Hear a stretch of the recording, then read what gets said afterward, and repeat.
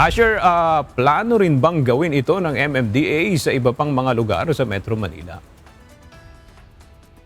Aga lahat ng mga lokal na pamahalaan sa Kalakhang, Maynila ay iikutan ng Metropolitan Manila Development Authority o MMDA.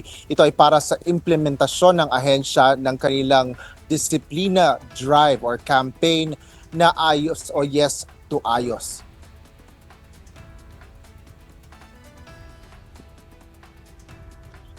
Recyclable mo, palit grocery ko. Ito ang programa na inilulunsad ng MMDA bilang bahagi ng proyekto ng ahensya kaugnay ng flood management.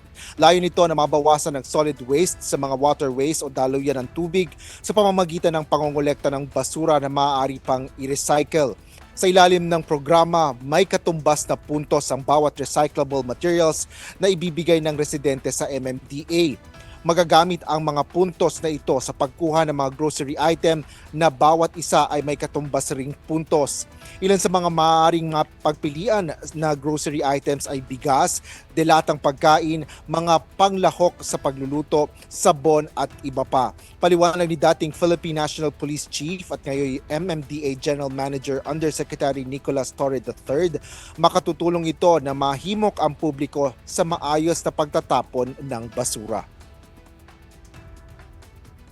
Kasama sa mga inisyatibo natin, isa sa mga estratehiya natin para makuha rin ang cooperation ng mga tao, maramdaman din nila na ang gobyerno ay katuwang nila. So, kasama dyan sa recycling natin, in-encourage natin ang pagdala ng mga recyclable materials sa ating mga collection centers in exchange for groceries. Merong mga points dyan, may sistema tayo na nagbibigay sa kanila ng insentibo na magdala nito mga recyclables para sila naman ay may direct na pakinabang. Ilang residente naman ng Pateros ang nakilahok bitbit ang kani-kanilang mga nakolektang recyclable materials upang ipagpalit ng mga grocery items. Inipon ko lang po sa bahay, mga ginagamit namin, pinag-iinuman para hindi itapon, iipunin ko na lang po. Para pag binibigay ko sa mga nangangalakan.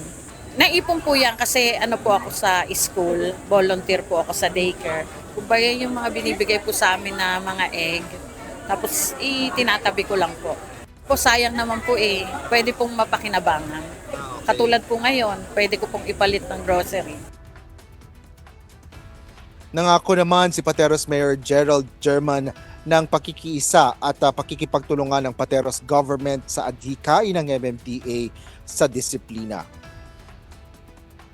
Ito ay advocacy program, no, na kung saan ay nire-revive at ini-instill yung disiplina sa ating mga Pilipino, no. Dito sa Pateros, although maayos naman kami rito, pero yung mabibigyan ng paalala, constant reminder yung aming mga kababayan na talagang disiplina ang kailangan para sa ikaunlad ng bayan, napakaganda nun, no. Aga pagkatapos dito sa Pateros ay susunod namang iikutan ng MMDA ang Quezon City at San Juan para sa implementasyon ng kanilang disiplina campaign. Mula dito sa Pateros, balik sa iyo, Aga. Maraming salamat, Asher Kadapan Jr.